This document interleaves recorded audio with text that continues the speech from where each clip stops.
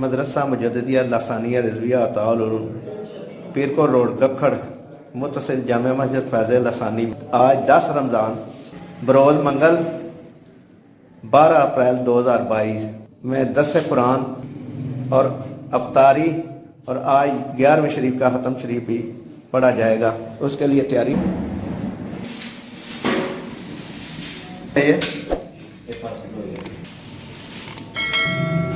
یہ 12 کلو چاول ہیں جو ایک دیگ کے لیے ہیں۔ چکن بریانی پکے گی آج بھی۔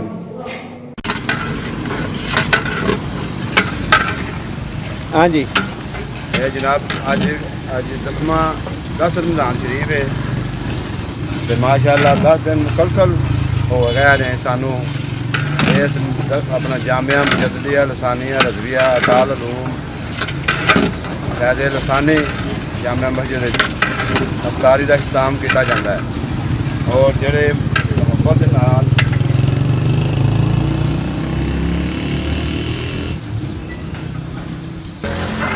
مہربان ساڈے نال تعاون کرتے ہیں، اللہ پاک انہیں صحت رزق اولاد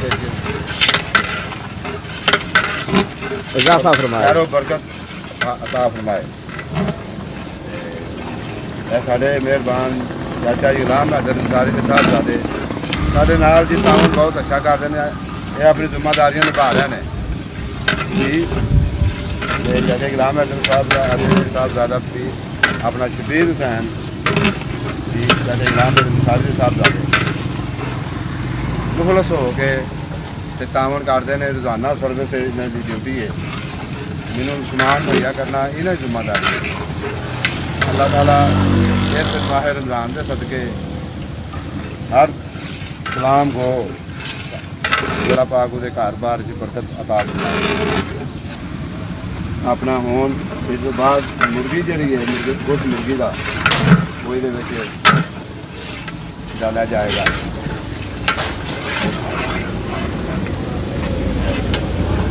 ہاں نا جب چس آ جاتی ہے۔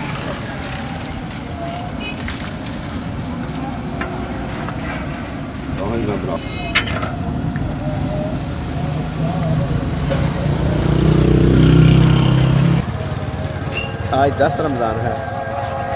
آج ہم جامع مسجد فیض لسانی میں 11ویں شریف کا ختم بھی پڑھیں گے اور افطاری بھی کروائیں گے اور درس بھی ہوگا ٹھیک 6 بجے درس شروع ہو جائے گا، اس کے بعد ختم پڑھا جائے گا اور افطاری کروائی جائے گی۔ جامعہ مجددیہ لسانیہ رضویہ اطاعت العلوم پیرکو روڈ گکھڑ۔ کام ملتا ہے دے آنے لے کے آنے لے پانی لیا بھائی نہیں مطلب حال والے بڑے بنا رہے چاہیے صرف اللہ تعالیٰ نیتا ملتا ہے۔ دیکھو جی گزارش ہے اپنا بارگاہ رب دے اگے فرشتے اگے بہ کے سنتے سن تے شیطان جڑا سی خطاب کردا سی، شیطان استاد اپنے فرشتیاں دا استاد بھی سی تے فرشتیاں دا امام بھی سی، وہ بہ کے سنتے ہوندے سن، یہ خطاب کردا ہوندا۔ جدوں رب نوں اپنا ہویا نا یہ چیز والوں تے یار میں اپنا کوئی نائب بناواں تے سارے اپنا کٹھے ہو گئے، انہاں آکھیا یار رب نے حکم کیتا فرشتے سجدہ کرو، انہیں نہ کیتا، دوجا کر لیا کر کے مگروں پھر ایک شکرانے کا بھی کیتا۔ ہاں وہ رب نے بعد پوچھا نا دوجا کالا کیتا، انہیں آخیا تو نہیں کیتا سجدہ، انہیں آخیا دبا گل جہی مطلب انہیں آخیا میں آلہ وا یہ مٹی کا میں اگ کا اگ پانی کا وا آ ایک مٹی تو بنیا ہے ہاں یہ سجدہ کرو۔ اللہ سونے چپے چپے تیری زمین چپے چپے سجدہ کیتا ہے، منو ہونا نا ایک بندے نے سجدہ کر۔ اللہ تعالیٰ دی گل مانتے نہیں، بس صحیح کتوں کے آخی نے تھوڑا چولہا گھٹ کر لا۔ الحمد للمتوحد بجلالہ المتفرد وصلاته دوما على سید الانام محمد۔ اما بعد اعوذ باللہ من الشیطان الرجیم، بسم اللہ الرحمن الرحیم۔ يا أيها الذين آمنوا أطيعوا الله وأطيعوا الرسول وأولي الأمر منكم فإن تنازعتم في شيء فردوه إلى الله والرسول إن كنتم تؤمنون بالله واليوم الآخر ذلك خير وأحسن تأويلا آمنت بالله صدق الله العظيم وبلغنا رسوله النبي الكريم الأمين الله رب محمد صلى عليه وسلم نحن عباد محمد صلى عليه وسلم اہل سنت والجماعہ ماہ رمضان المبارک میں ہم نے قرآن پاک کی ان آیات کا ترجمہ اور مختصر تفہیم کا سلسلہ شروع کیا ہے۔ وہ آیات جن کے اندر اللہ سبحانہ و تعالی نے براہ راست ایمان والوں کو خطاب کیا ہے۔ قرآن پاک کے اندر اس طرح کی تقریباً 99 آیات ہیں۔ آج ہم انشاءاللہ العزیز 22ویں آیہ کریمہ کو تلاوت کر رہے ہیں۔ اللہ سبحانہ و تعالی ارشاد فرماتا ہے، یا ایھا الذین آمنوا، اے ایمان والو، اطیعوا اللہ، اللہ تعالیٰ کی اطاعت کرو کیونکہ وہ حاکم حقیقی ہے۔ اس کی اطاعت اس لیے ضروری ہے کہ وہ سب حاکموں کا حاکم ہے، تمام مالکوں کا مالک ہے، الہ ہے، معبود ہے، خالق ہے، رازق ہے۔ وَأَطِيعُوا الرَّسُولَ، اور رسول کریم صلی اللہ علیہ وسلم کی بھی فرما برداری کرو کیونکہ ان کے ذریعے سے ہم تک اللہ سبحانہ و تعالیٰ کے احکام پہنچے ہیں۔ نبی اکرم صلی اللہ علیہ وسلم وہ وسیلہ عظمیٰ ہیں، وہ سب سے بڑھ کے واسطہ ہیں جو ہمیں اللہ سبحانہ و تعالیٰ کے احکامات پہنچانے والے ہیں اور اللہ سبحانہ و تعالیٰ کی راضی اور ناراضگی کا بتانے والے ہیں۔ ہم خود سے اللہ سبحانہ و تعالیٰ کے احکامات کو نہیں سمجھ سکتے، بلکہ رسول کریم صلی اللہ علیہ وسلم ہیں جو اللہ سبحانہ و تعالیٰ کے نائب مطلق ہیں۔ اللہ سبحانہ و تعالیٰ نے ان کو اپنی رضا اور ناراضگی کا سبب بنایا ہے۔ اللہ سبحانہ و تعالیٰ نے ان کی اطاعت کو اپنی اطاعت قرار دیا ہے، اس لیے ارشاد فرمایا وَأَطِيعُوا الرَّسُولَ، اور رسول کریم صلی اللہ علیہ وسلم کی بھی اطاعت کرو۔ وَأُولِي الْأَمْرِ مِنْكُمْ، اور تم میں سے جو امر والے ہیں، حکم والے ہیں، ان کی بھی اطاعت کرو۔ یہ امر والے کون ہیں؟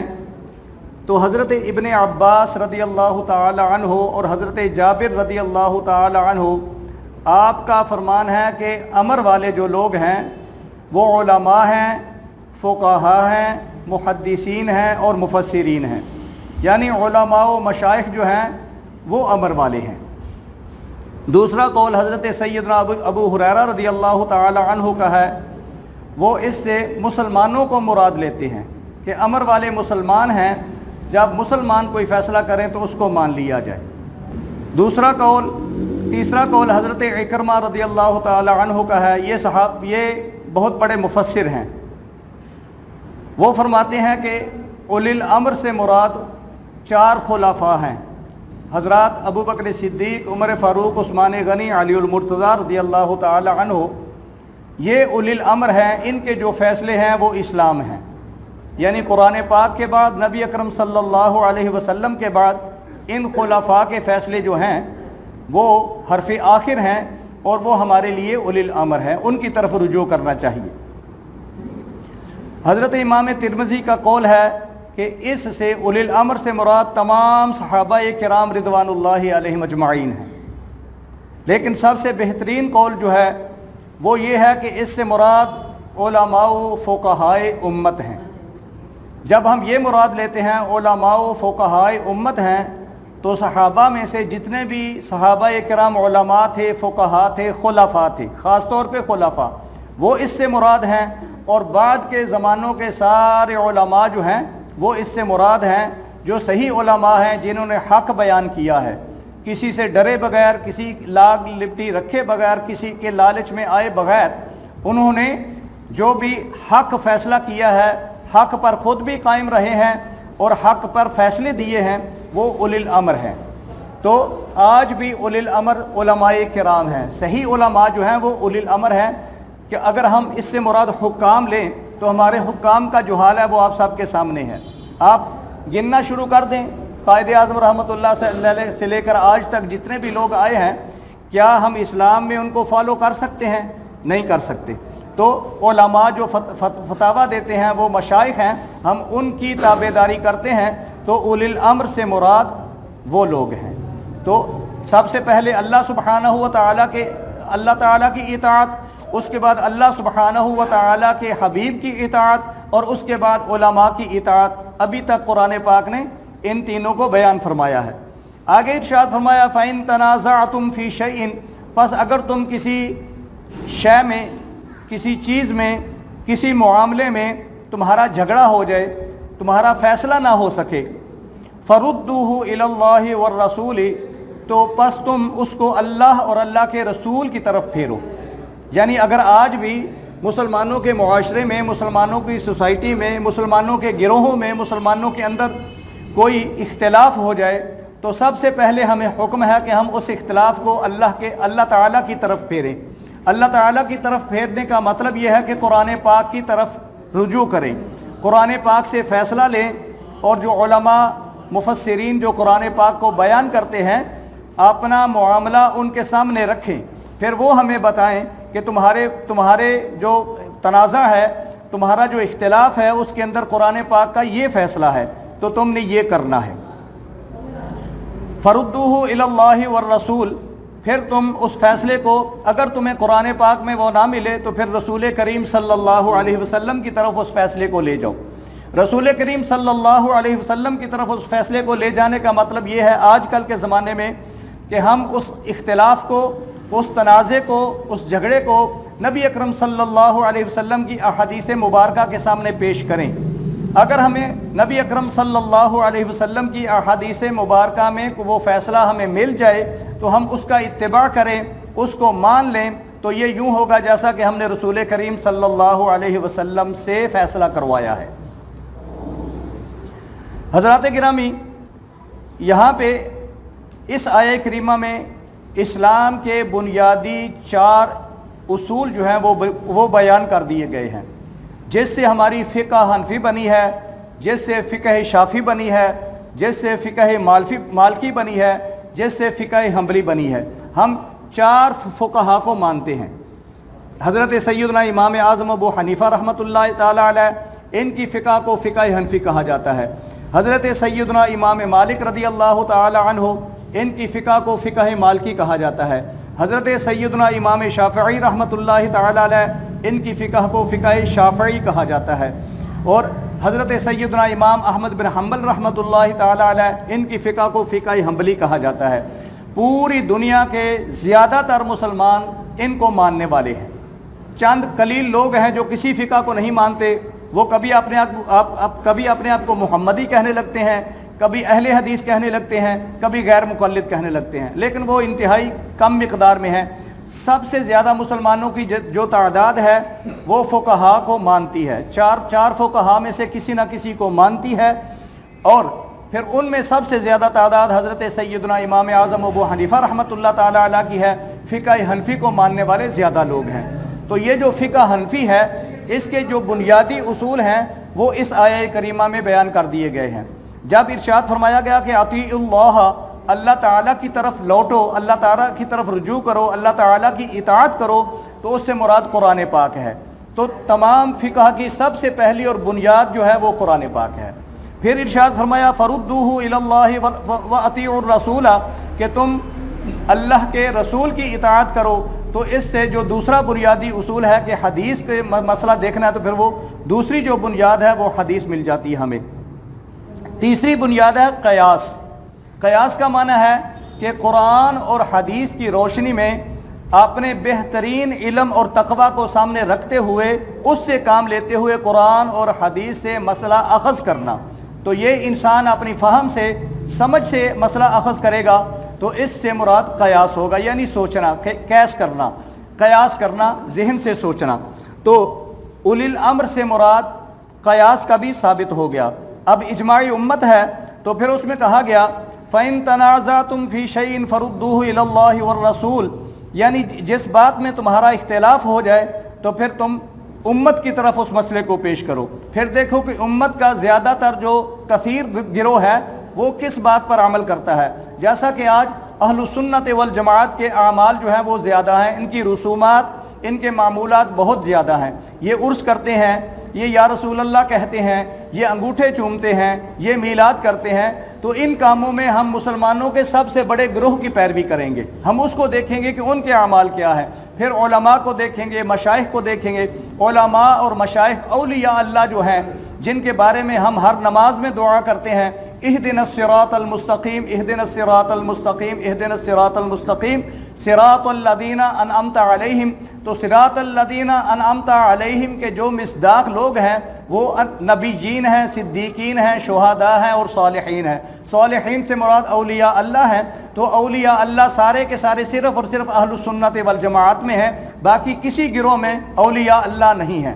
تو یہاں سے یہ بھی پتہ چلا کہ اجماع امت جو ہے یہ اہل السنت والجماعت ہی کا اجماع امت، اسی کو مانا جائے گا، باقی کسی گروہ کے اجماع امت کو نہیں مانا جائے گا۔ آگے ارشاد فرمایا ان کنتم تؤمنون باللہ والیوم الآخر، کہ جب تم کہتے ہو کہ ہم اللہ پر ایمان رکھتے ہیں اور اللہ اور قیامت کے دن پر ایمان رکھتے ہیں، تو پھر تمہیں پہلی 3-4 باتیں جو کہی گئی ہیں ان کے پیچھے ضرور چلنا ہے۔ اطیع اللہ بھی ضرور کرنا ہے، اطیع الرسول بھی ضرور کرنا ہے، وَأُولِي الْأَمْرِ مِنْكُمْ یہ بھی ضرور کرنا ہے۔ ان کنتم تؤمنون باللہ والیوم الآخر، اگر تم اللہ پر ایمان رکھتے ہو اور قیامت کے دن پر ایمان رکھتے ہو۔ اب جو لوگ فقہ کو نہیں مانتے، اس کا مطلب یہ ہے کہ وہ اللہ پر اور قیامت پر ایمان نہیں رکھتے۔ اگر وہ اللہ پر اور قیامت پر ایمان رکھتے ہوتے تو وہ کسی نہ کسی فقہ کی ضرور تقلید کرتے ہوتے۔ یہ قرآن پاک کا فیصلہ ہے، ہمارا فیصلہ نہیں ہے، کیونکہ قرآن پاک کہتا ہے کہ اطاعت الہی بھی ضروری ہے، اطاعت رسول بھی ضروری ہے، اطاعت اولی الامر بھی ضروری ہے، اجماع امت بھی ضروری ہے، اور شرط یہ ہے ان کنتم تؤمنون باللہ والیوم الآخر، اگر تم قیامت کے دن پر ایمان رکھتے ہو اور اللہ تعالیٰ پر ایمان رکھتے ہو تو ان کی پیروی، ان کی اطاعت انتہائی ضروری ہے۔ آگے ارشاد فرمایا ذالک خیر، یہ تمہارے لیے بہتر ہے، یعنی تم اطاعت کرو، اللہ کی اطاعت کرو، اللہ کے رسول کی اطاعت کرو، اولی الامر کی اطاعت کرو، اجماع امت کی اطاعت کرو، ذالک خیر، یہ تمہارے لیے بہتر ہے۔ وَأَحْسَنُ تَأْوِيلًا، اور اللہ سبحانہ و تعالی بہترین تعویل، بہترین تعبیر فرمانے والا ہے، بہترین وضاحت فرمانے والا ہے۔ تو اللہ سبحانہ و تعالی نے اس کی وضاحت فرما دی کہ تمہارے لیے اطاعت الہی، اطاعت رسول، اطاعت اولی الامر اور اطاعت اجماع امت ضروری ہے۔ حضرات گرامی، آج ہم ام المؤمنین سیدہ خدیجہ الکبریٰ رضی اللہ تعالی عنہ کو ایصال ثواب کر رہے ہیں۔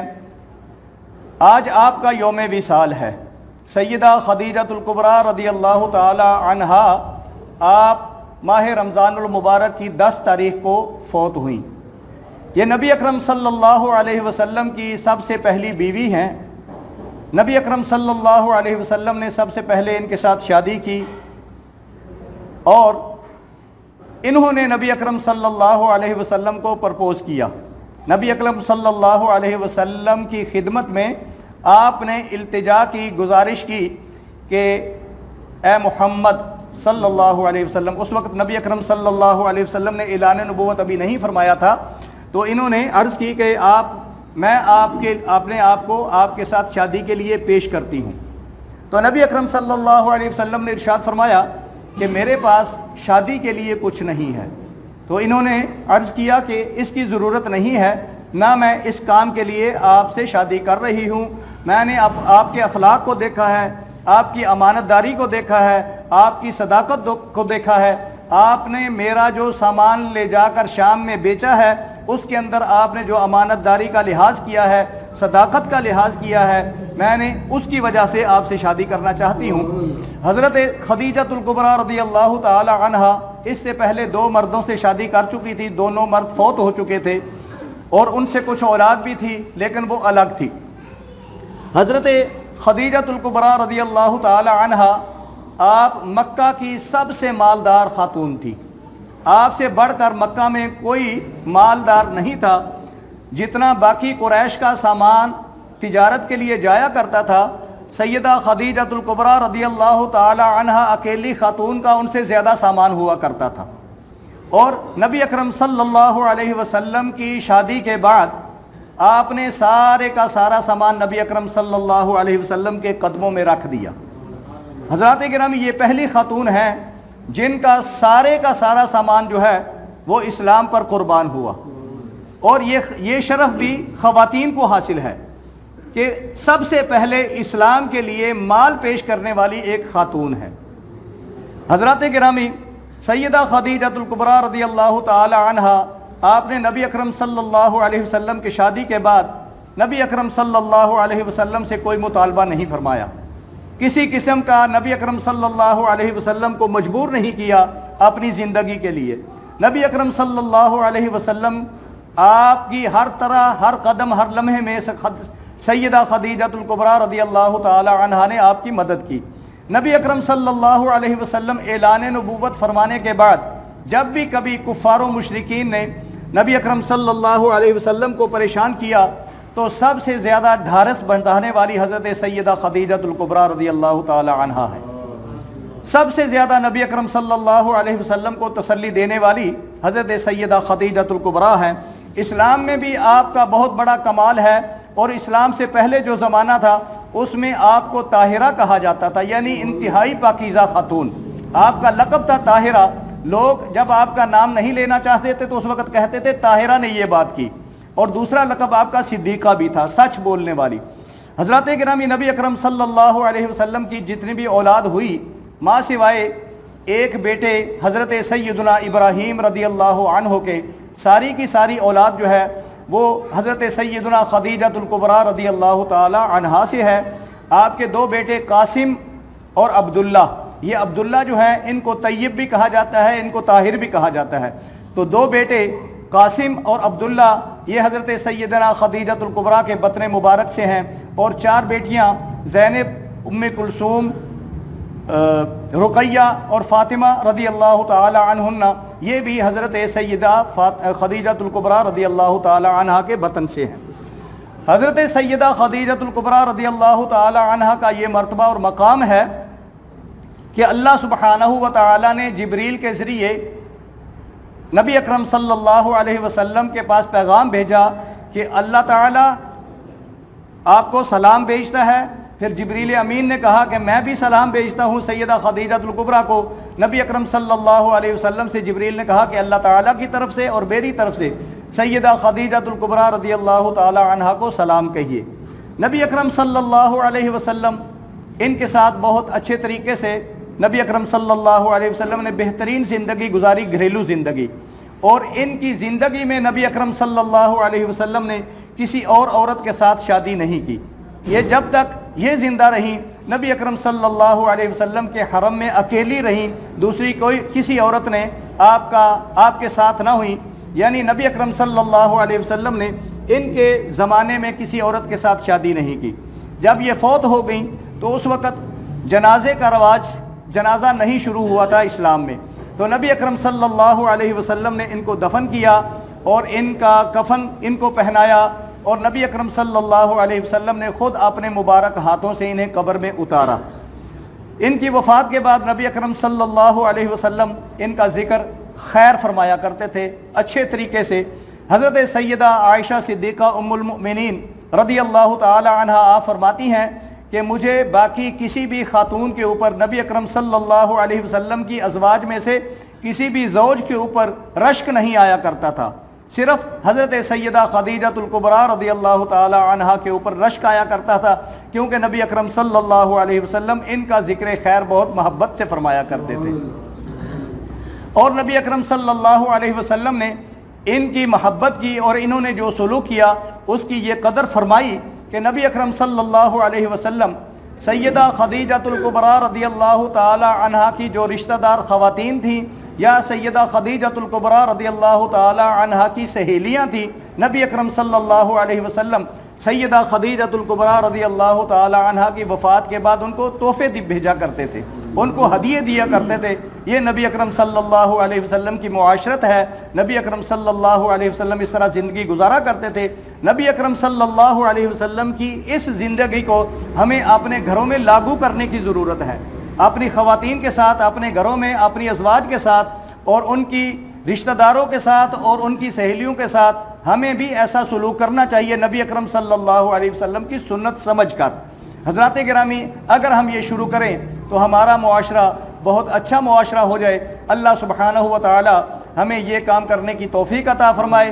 तमाम हज़रात से गुजारिश है कि आप हज़रात वहाँ अफ्तारी के मकाम पे पहुँचे। इंशाअल्लाह अज़ीज़ जब अफ्तार का वक्त होगा आपको इत्तला दे दी जाएगी, आप अफ्तारी करें। इंशाअल्लाह अज़ीज़ नमाज के बाद, नमाज बा जमात के बाद इंशाअल्लाह अज़ीज़ दुआए इसाले सवाब बराए हज़रत सैयदना खदीजतुल कुबरा रज़ी अल्लाह ताला अन्हा और हज़रत सैयदना अब्दुल कादिर जीलानी रज़ी अल्लाह ताला अन्हु 11वीं शरीफ की दुआ की जाएगी, इसाले सवाब किया जाएगा इंशाअल्लाह अज़ीज़। आप अफ्तार वाली जगह पे बैठिए।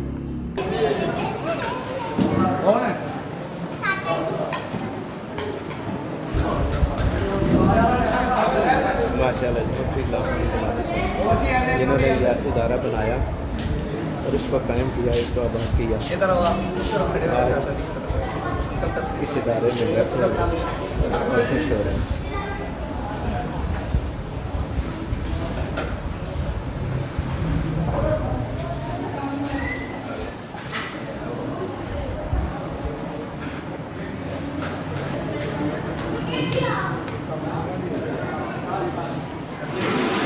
आज 10वां रोज़ा है, उसके इफ्तारी का इख्तिताम किया गया और आज 11वीं शरीफ का हुक्म भी होगा इंशाअल्लाह।